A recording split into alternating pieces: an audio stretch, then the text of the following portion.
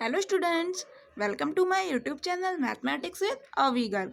स्वागत है स्टूडेंट्स आप सभी का इस नए लेक्चर में। आज हम एक और थ्योरम प्रूव करेंगे कॉनकेव फंक्शन से रिलेटेड। प्रीवियस लेक्चर में हमने कॉन्वेक्स फंक्शन की थ्योरम करी थी, आज हम कर रहे हैं कॉनकेव फंक्शन। ठीक है, तो देखो स्टूडेंट्स, आज का थ्योरम का स्टेटमेंट है आपका a negative semi definite quadratic form fx is equal to x transpose ax is a concave function over Rn। ये Rn क्या होता है? ये होता है आपका यूक्लिडियन स्पेस। ठीक है, ये negative semi definite quadratic form क्या होता है? तो देखो ये चीज़ हम पहले पढ़ चुके हैं, जो आपका बेसिक लेक्चर था, जो हमने non linear programming problem start ही किया था। उस लेक्चर में मैंने आपको ये सब चीज़ें बताई थी और मैंने कहा था ये लेक्चर ज़रूर से ज़रूर लेना, इसके बिना आगे का समझ नहीं आएगा, क्योंकि उसमें ही थी आपकी सारी डेफिनेशन। यूक्लिडियन स्पेस क्या होता है, नेगेटिव सेमी डिफाइनाइट क्या होता है, नेगेटिव डिफाइनाइट क्या होता है, या फिर positive definite, positive semi definite, indefinite. मैंने बताया था ना, क्वाड्रेटिक फॉर्म को हम 5 तरह से बताते हैं।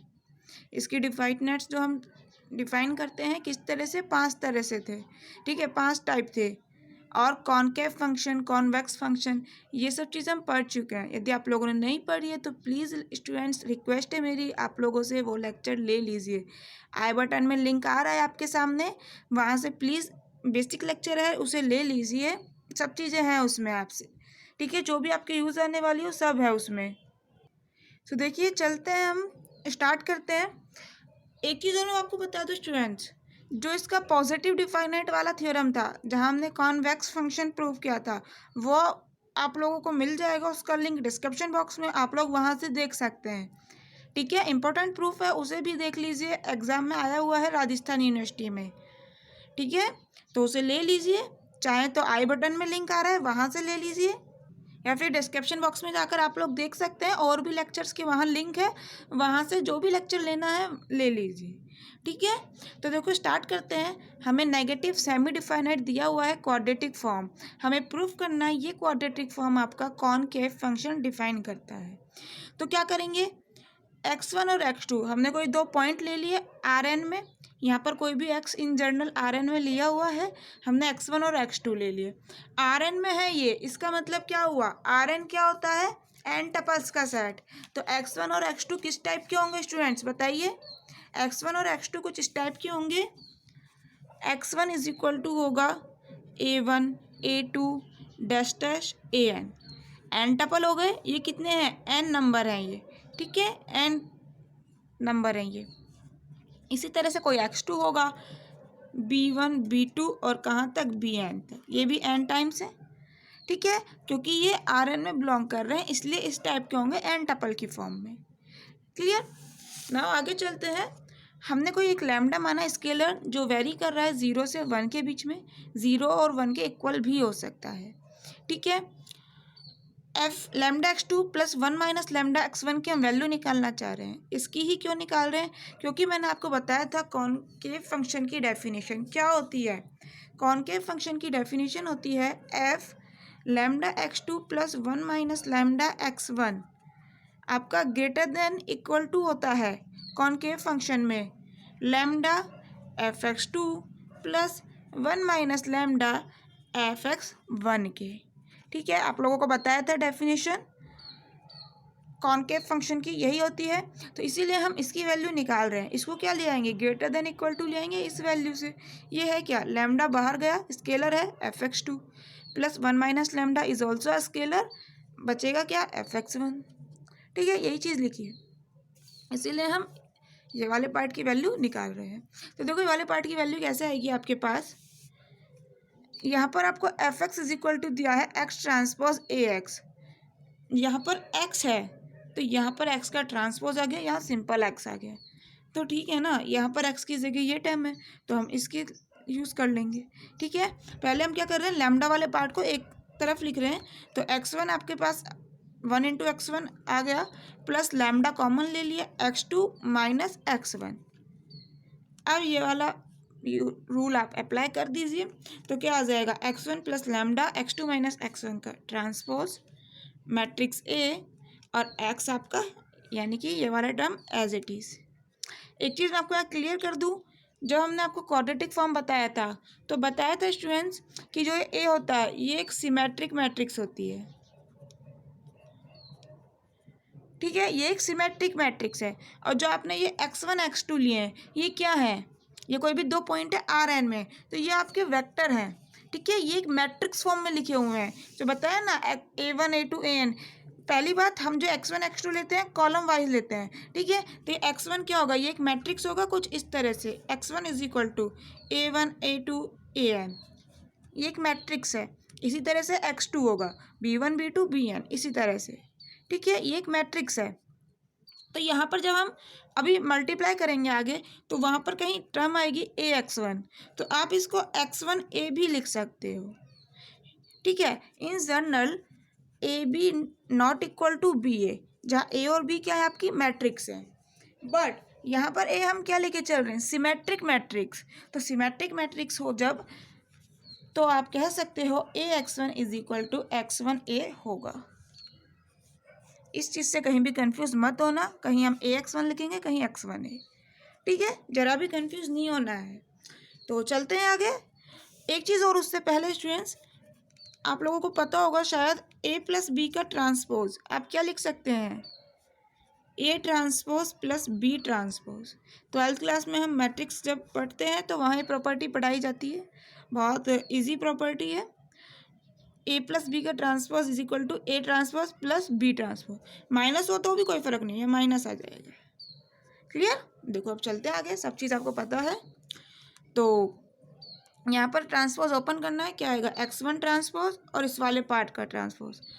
अब एक बताओ मुझे, लैम्डा ये कोई मैट्रिक्स है, नहीं, लैम्डा तो कोई कांस्टेंट है, 0 से 1 के बीच में कुछ भी वैल्यू होगी, तो यानी कि लैम्डा का transpose is equal to lambda ही होगा, क्योंकि लैम्डा कोई भी स्केलर क्वांटिटी है।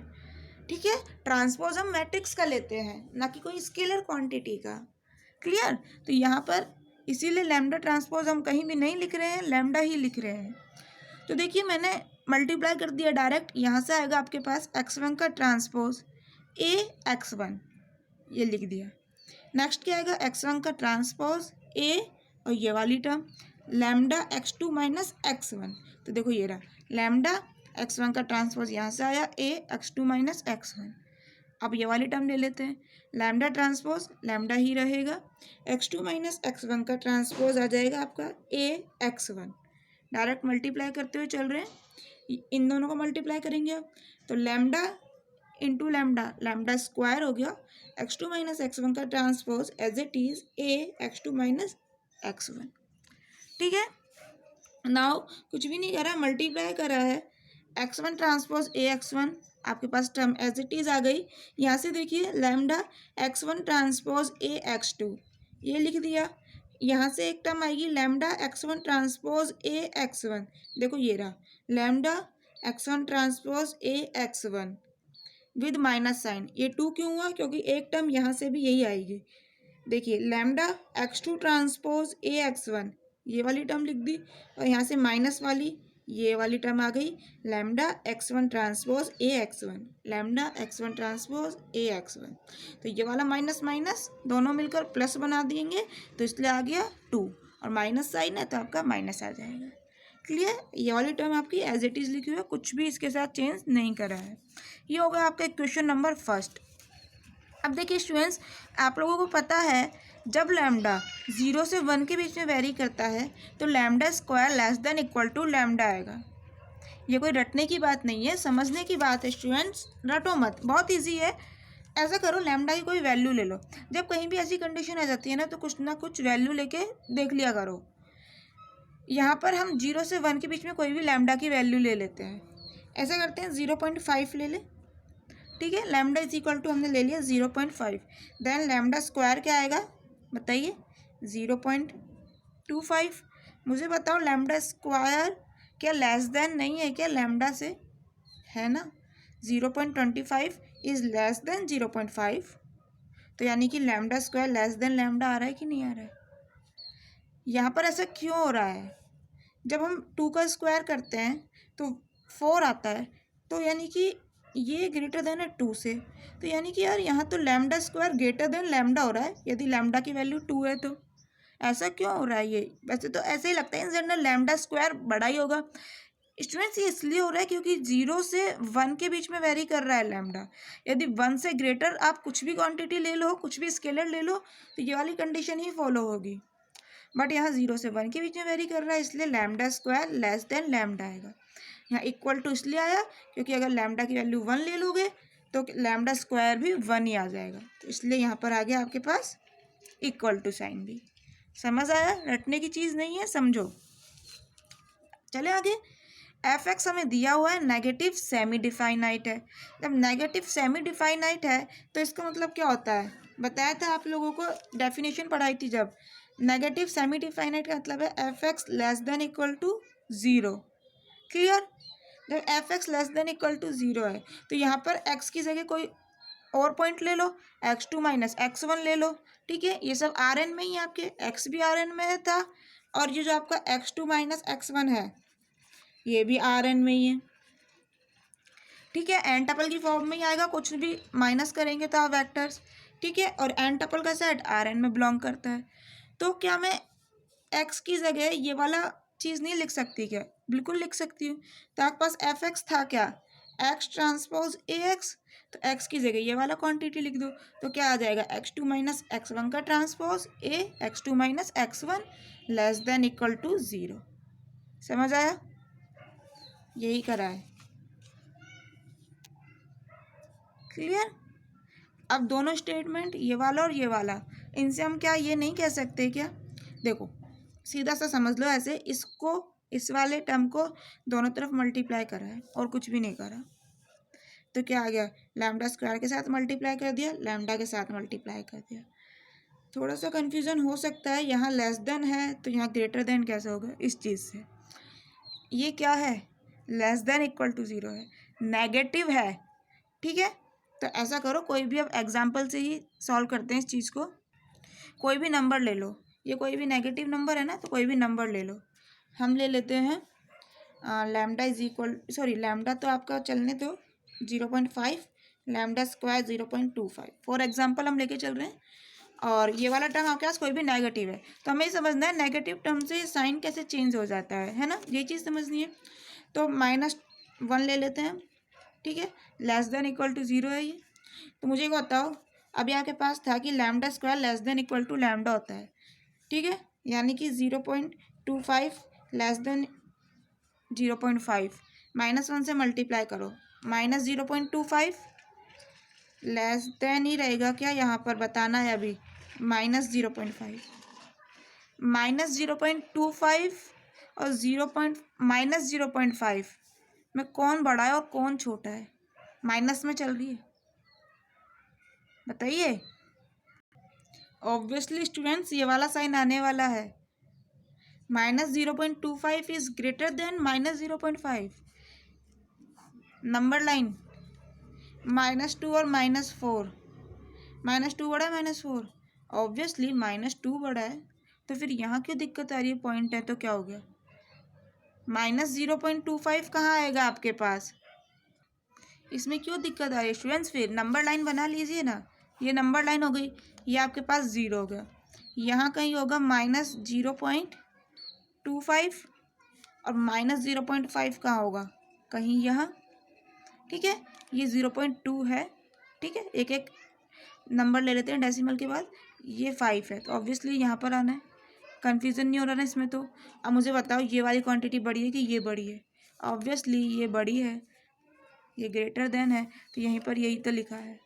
तो समझ आया नेगेटिव से कैसे चेंज हो जाता है साइन? ठीक है, तो यहाँ पर बस यही तो करा है, और क्या करा है? ये नेगेटिव था इसलिए साइन चेंज हो गया। अब कुछ भी नहीं, इसकी वैल्यू यहाँ पर पुट कर देनी है, तो यहाँ पर इक्वल टू के लिए क्या की जगह क्या आ जाएगा? ग्रेटर देन इक्वल टू, और लैम्डा स्क्वायर की जगह लैम्डा, और तो दोनों चीज़ सेम ही है।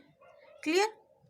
देखो यही लिखा है, F lambda X two plus one minus lambda X one greater than equal to आ गया, ये वाली टर्म आपके एज इट इज़ लिखिए, ठीक है। और यहाँ आ गया प्लस लैम्डा, और वो वाली टर्म जो लिखी हुई थी X two minus X one का transpose A X two minus X one as it is लिख दिया, ठीक है। अब थोड़ा सा सॉल्व कर लेते हैं, और कुछ भी नहीं।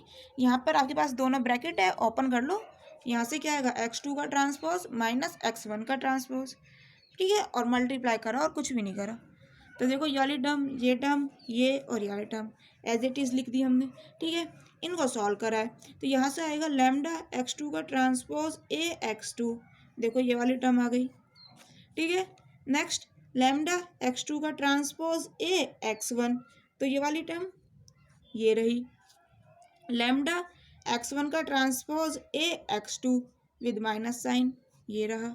और लैम्डा एक्स वन का transpose A X one, minus minus हो गए प्लस, ये रहा टर्म। समझ आया? और जो आपके ऊपर लिखी हुई थी टर्म एज इट इज़ लिख दी है। अब कैंसिल आउट कर दीजिए, जो टर्म कैंसिल हो रही है, देखिए जो टर्म कैंसिल हो रही है कैंसिल कर देते हैं। ये वाली टर्म सेम है प्लस साइन और माइनस साइन के साथ, तो कैंसिल हो गई। और देख लीजिए एक्स टू का transpose A X one, X two का ट्रांसपोज ए एक्स वन, ये दोनों टर्म आपकी कैंसिल आउट हो गई। ये लिख दिया एक्स वन का transpose A X one, x one का ट्रांसपोज ए एक्स वन, और क्या आएगा माइनस लैम्डा के साथ। तो देखो ये वाली टर्म तो आपके पास आ चुकी है। ये वाली टर्म देखो लैम्डा एक्स वन का ट्रांसपोज ए एक्स वन, और यहाँ पर है minus two lambda X one का ट्रांसपोज ए एक्स वन, तो माइनस हो गया एक टर्म, तो क्या बचेगी minus lambda X one transpose A X one, तो ये वाली टर्म आ गई, ठीक है। इन दोनों का हो गया, बची वाली टर्म ये रही लैम्डा एक्स टू का ट्रांसपोज ए एक्स टू, ठीक है। समझ आ रहा है ना? अब देखो आपके पास F X is equal to क्या था, एक्स ट्रांसपोज ए एक्स, तो यहाँ पर यदि वन हो जाए तो यहाँ पर भी वन आ जाएगा। तो मुझे बताओ इसकी जगह ये लिख दिया तो गलत कर दिया क्या? इसी तरह से ये क्या हो गया एफ एक्स टू, तो आपके पास आ गया F lambda X two plus one minus lambda X one greater than equal to होता है lambda F X two plus one minus lambda X X one F X one, ठीक है। यही चीज़ आपको बताई थी सॉल्व करने के लिए, कॉन्वेक्स फंक्शन प्रूफ करने के लिए यही कंडीशन होती है। तो यहाँ से एफ एक्स प्रूव हो जाता है एक कॉन्वेक्स फंक्शन है। क्लियर? अब देखो नेक्स्ट है जो आपको खुद को करना है, ट्राई कीजिएगा, मैं हिंट दे रही हूँ, सेम एज इट इज़ कर लेना है जैसा मैं बता रही हूँ। देखो a negative definite quadratic form is a strictly concave function. Negative definite होता है ना जो, वो स्टिकली कॉनकेव होता है। ये आप लोगों को खुद को करना है प्रूफ, हिंट मैं दे रही हूँ, ध्यान से देखो। कॉनकेव फंक्शन में यहाँ पर आता है इक्वल टू, बट स्टिकली जब कॉनकेव की बात करते हैं तो यहाँ पर सिर्फ ग्रेटर देन आता है, इक्वल टू का साइन हट जाएगा। समझ आया? एक चेंज क्या करोगे, ये सारी टर्म एज इट इज चलेंगी, सिर्फ यहाँ पर क्या आ जाएगा ग्रेटर देन, ठीक है। इक्वल टू हट जाएगा, यहाँ भी ग्रेटर देन, यहाँ भी ग्रेटर देन, यहाँ भी ग्रेटर देन, इक्वल टू वाला साइन हट जाएगा स्टिकली कॉनकेव में, ठीक है। और सारी लैंग्वेज एज इट इज़ लिखनी है, चेंजेस क्या होगा यहाँ पर होगा, इक्वल टू का साइन हट जाएगा। क्लियर? इसी तरह से मुझे बताओ और कहाँ चेंज होना है, यहाँ कोई भी चेंज नहीं होना है, एज इट इज़ लिखना है आपको। चेंज होगा तो स्टूडेंट्स यहाँ होगा, यहाँ पर क्या आएगा आप लोगों के पास, यहाँ पर लैम्डा आप क्या लेंगे, आपने यहाँ लैम्डा क्या लिया हुआ है, इक्वल टू साइन हटा के लिया हुआ है, यानी कि यहाँ आपके पास क्या आएगा zero less than lambda less than one, यानी कि यहाँ पर क्या चेंज हो जाएगा lambda square less than lambda, कभी भी इक्वल नहीं हो पाएगा क्योंकि यहाँ लैम्डा की वैल्यू वन नहीं होगी। क्लियर? बताया था ना, वन होने के कारण ही इक्वल टू का साइन लगा है, ठीक है। यहाँ क्या लिखोगे F X is negative definite, so ये आपके पास क्या हो जाएगा ये वाली term less than zero, equal to का साइन यहाँ से भी हट जाएगा।